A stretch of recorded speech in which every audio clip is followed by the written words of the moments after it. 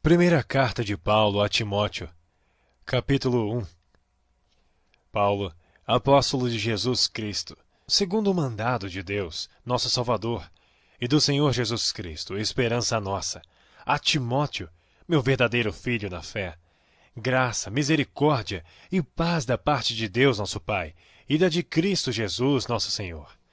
Como te roguei, quando parti para a Macedônia, que ficasses em Éfeso, para advertires alguns que não ensinem outra doutrina, nem se deem a fábulas ou genealogias intermináveis, que mais produzem questões do que edificação de Deus, que consiste na fé. Assim eu faço agora. Ora, o fim do mandamento é o amor de um coração puro, e de uma boa consciência e de uma fé não fingida, do que desviando-se alguns, se entregaram a vãs contendas, querendo ser mestres da lei e não entendendo nem o que dizem nem o que afirmam. Sabemos, porém, que a lei é boa, se alguém dela usa legitimamente. Sabendo isto, que a lei não é feita para o justo, mas para os injustos e obstinados, para os ímpios e pecadores, para os profanos e irreligiosos, para os parricidas e matricidas, para os homicidas, para os devassos, para os sodomitas, para os roubadores de homens, para os mentirosos, para os perjuros, e para o que for contrário à sã doutrina, conforme o evangelho da glória de Deus bem-aventurado que me foi confiado. E dou graças ao que me tem confortado, a Cristo Jesus, Senhor nosso, porque me teve por fiel, pondo-me no ministério, a mim, que dantes fui blasfemo e perseguidor injurioso, mas alcancei misericórdia, porque eu fiz ignorantemente na incredulidade. E a graça de nosso Senhor superabundou com a fé e amor que há em Jesus Cristo. Esta é uma palavra fiel e digna de toda aceitação, que Cristo Jesus veio ao mundo para salvar os pecadores, dos quais eu sou o principal. Mas por isso alcancei misericórdia, para que em mim, que sou o principal, Jesus Cristo mostrasse toda a sua longanimidade, para exemplo dos que haviam de crer nele para a vida eterna. Ora, ao Rei dos séculos, imortal, invisível, ao único Deus sábio, seja a honra e glória para todo sempre. Amém. Este mandamento te dou, meu filho Timóteo, que segundo as profecias que houve acerca de ti, milites por elas boa milícia, conservando a fé e a boa consciência, a qual alguns, rejeitando, fizeram naufrágio na fé. E entre esses foram Himeneu e Alexandre, os quais entreguei a Satanás, para que aprendam a não blasfemar. Capítulo 2.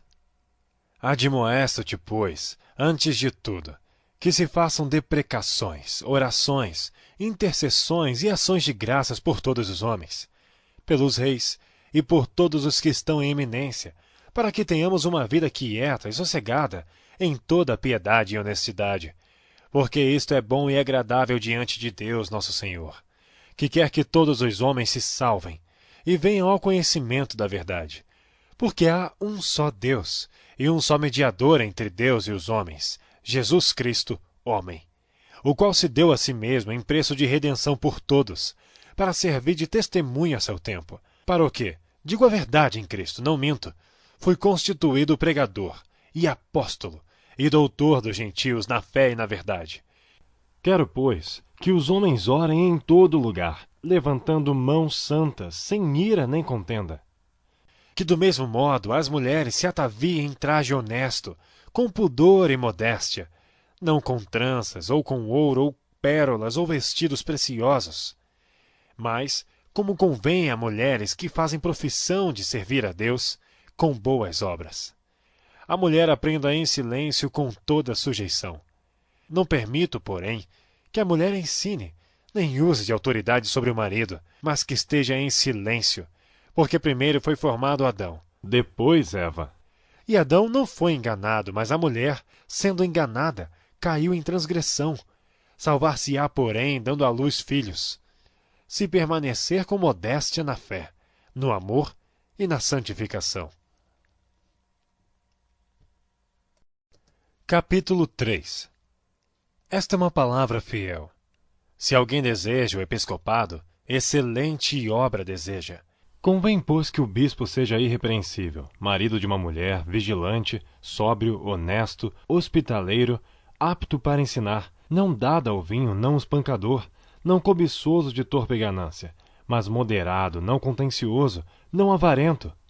Que governe bem a sua própria casa, tendo seus filhos em sujeição, com toda a modéstia. Porque se alguém não sabe governar a sua própria casa, terá cuidado da igreja de Deus? Não neófito, para que, ensoberbecendo-se, não caia na condenação do diabo. Convém também que tenha bom testemunho dos que estão de fora, para que não caia em afronta e no laço do diabo. Da mesma sorte os diáconos sejam honestos, não de língua dobre, não dados a muito vinho, não cobiçosos de torpe ganância, guardando o mistério da fé numa consciência pura. E também estes sejam primeiro provados, depois sirvam, se forem irrepreensíveis. Da mesma sorte, as esposas sejam honestas, não maldizentes, sóbrias e fiéis em tudo. Os diáconos sejam maridos de uma só mulher, e governem bem a seus filhos e suas próprias casas. Porque os que servirem bem como diáconos adquirirão para si uma boa posição e muita confiança na fé que há em Cristo Jesus. Escrevo-te estas coisas, esperando ir ver-te bem depressa. Mas se tardar, para que saibais como convém andar na casa de Deus, que é a igreja do Deus vivo, a coluna e firmeza da verdade. E sem dúvida alguma, grande é o mistério da piedade. Deus se manifestou em carne, foi justificado no Espírito, visto dos anjos, pregado aos gentios, crido no mundo, recebido acima na glória. Capítulo 4.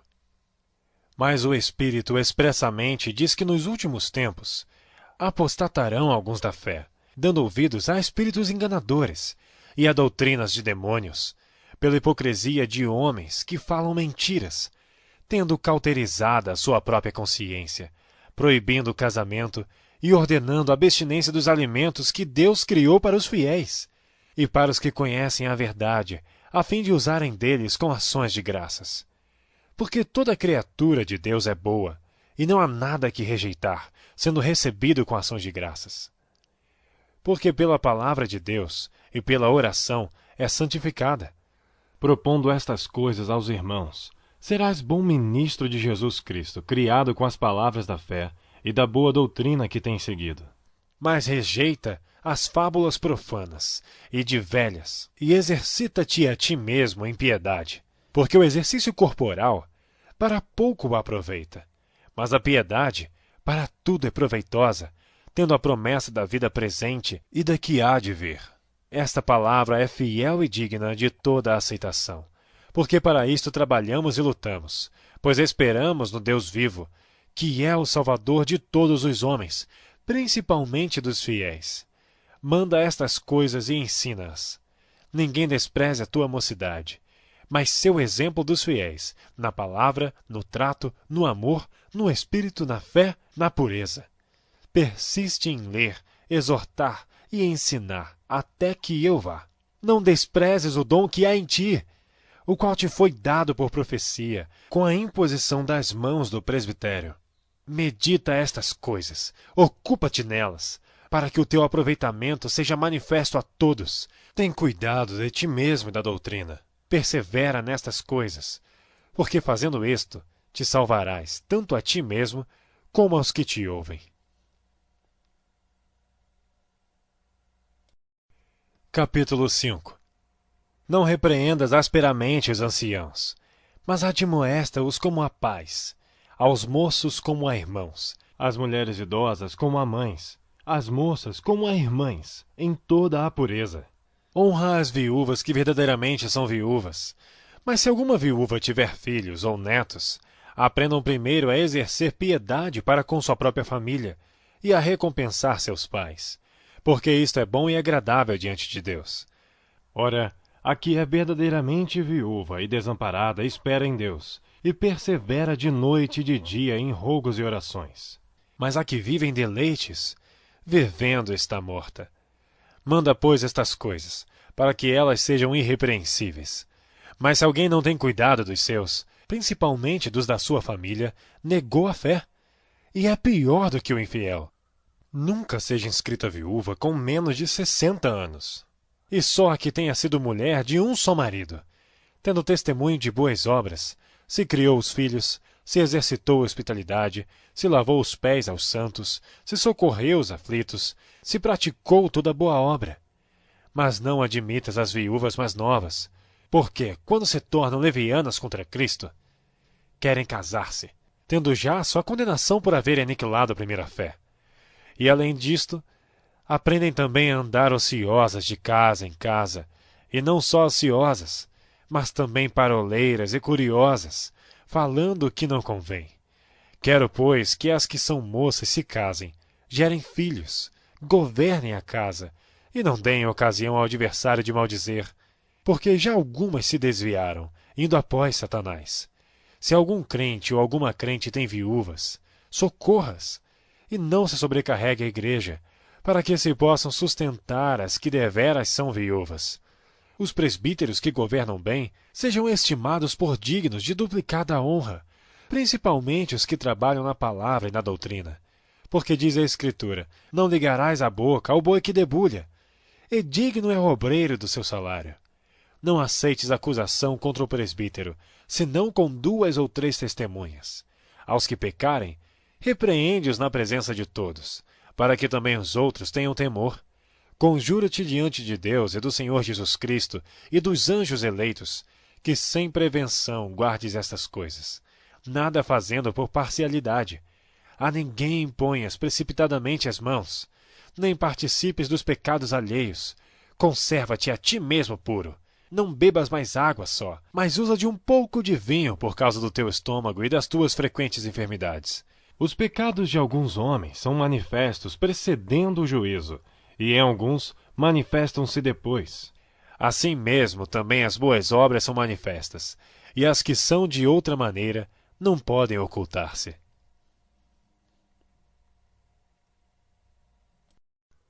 Capítulo 6. Todos os servos que estão debaixo do jugo estimem a seus senhores por dignos de toda a honra, para que o nome de Deus e a doutrina não sejam blasfemados. E os que têm senhores crentes, não os desprezem por serem irmãos. Antes, os sirvam melhor, porque eles que participam do benefício são crentes e amados.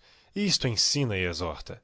Se alguém ensina alguma outra doutrina, e se não conforma com as sãs palavras de nosso Senhor Jesus Cristo, e com a doutrina que é segundo a piedade, é soberbo e nada sabe, mas delira acerca de questões e contendas de palavras, das quais nascem invejas, porfias, blasfêmias, ruins suspeitas, contendas de homens corruptos de entendimento e privados da verdade, cuidando que a piedade seja causa de ganho. Aparta-te dos tais. Mas é grande ganho a piedade com contentamento. Porque nada trouxemos para este mundo, e manifesto é que nada podemos levar dele. Tendo, porém, sustento e com que nos cobrirmos, estejamos com isso contentes. Mas os que querem ser ricos caem em tentação e em laço em muitas concupiscências loucas e nocivas, que submergem os homens na perdição e ruína. Porque o amor ao dinheiro é a raiz de toda a espécie de males. E nessa cobiça alguns se desviaram da fé, e se transpassaram a si mesmos com muitas dores. Mas tu, homem de Deus, foge destas coisas e segue a justiça, a piedade, a fé, o amor, a paciência e a mansidão. Milita a boa milícia da fé.